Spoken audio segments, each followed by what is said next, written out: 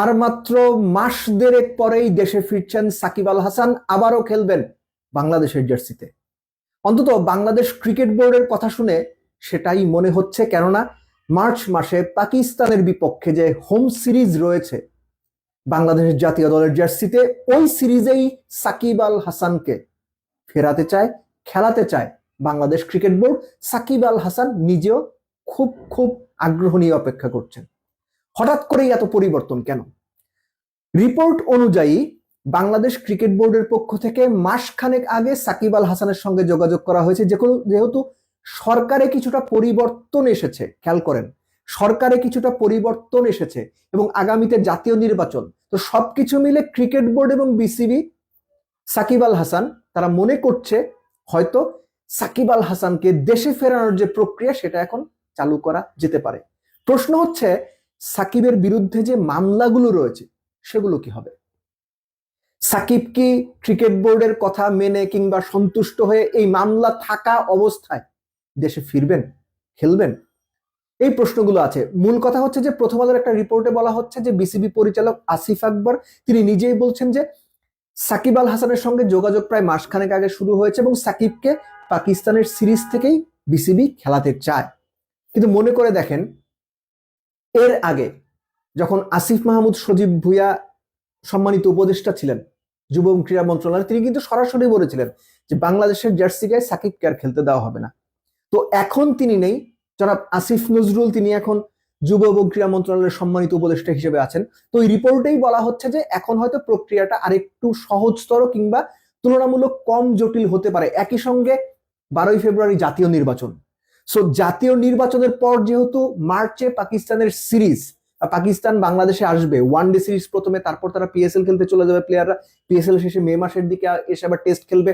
One day series অর্থাৎ March মাসেই সাকিবকে ফেরানোর একটা প্রক্রিয়া শুরু করা যেতে পারে। সাকিব আল হাসানের অবস্থান কি? সাকিব আল হাসানের কি এটাই শেষ সিরিজ হবে? তো বিসিবির বক্তব্য অনুযায়ী যে সাকিবকে আগে ফেরানোর প্রক্রিয়াটা শুরু হোক, সে ফিরুক। পাকিস্তানের বিপক্ষে সিরিজটাই সাকিবের শেষ সিরিজ কিনা দেশের মাটিতে কিংবা দেশের জার্সি গায়ে, এটা সাকিব ডিসাইড করবে, হুইচ ইজ আন্ডারস্ট্যান্ডেবল এবং এটাই হওয়া উচিত। প্লেয়ার কতদিন খেলবেন, কোন ফরম্যাট খেলবেন, কবে অবসর নেবেন, সম্পূর্ণ প্লেয়ারের সিদ্ধান্ত।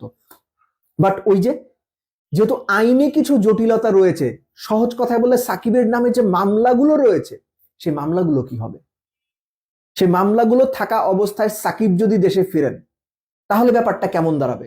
এখানে আইনি অনেক ব্যাপার রয়েছে, কিছু ক্ষেত্রে জটিলতা রয়েছে, কিন্তু এখন ক্রিকেট বোর্ড সাকিবকে ফেরানোর ব্যাপারে উদ্গ্রীব হয়ে আছে।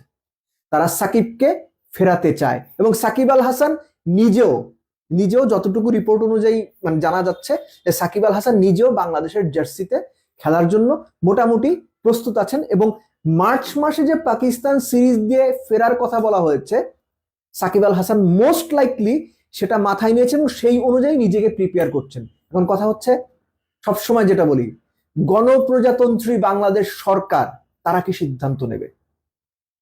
যারা বাংলাদেশের আইন কানুন কিংবা আইন মন্ত্রণালয় কিংবা অন্যান্য নীতি নির্ধারণী পর্যায়ে আছেন তারা কি সিদ্ধান্ত নেবেন? যার নামে মামলা আছে তাকে এনে জাতীয় দলের জার্সিতে মাঠে খেলিয়ে দেওয়া, এই ব্যাপারগুলো প্রশ্ন কিন্তু তৈরি করবে।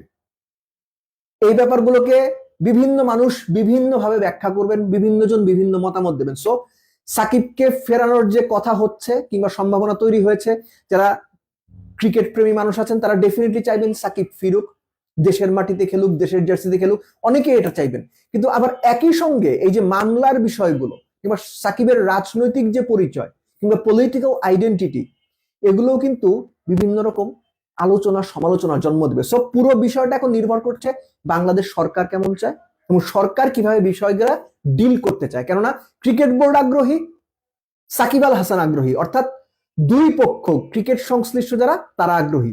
সরকার আগ্রহী। তো সরকার কি ভাবছে? সরকার গ্রিন সিগন্যাল দেবে? এই প্রশ্নগুলো আগামীর জন্য তোলা থাকুক, কিন্তু এখনো পর্যন্ত সাকিবের নিজের এবং বাংলাদেশ ক্রিকেট বোর্ডের স্ট্যান্ড 2026 মার্চে পাকিস্তানের বিপক্ষে যে হোম সিরিজ হবে, ওয়ানডে সিরিজ দিয়ে মার্চেই সাকিব আল হাসানকে তারা জাতীয় দলের জার্সিতে আবারও ফেরাতে চায়।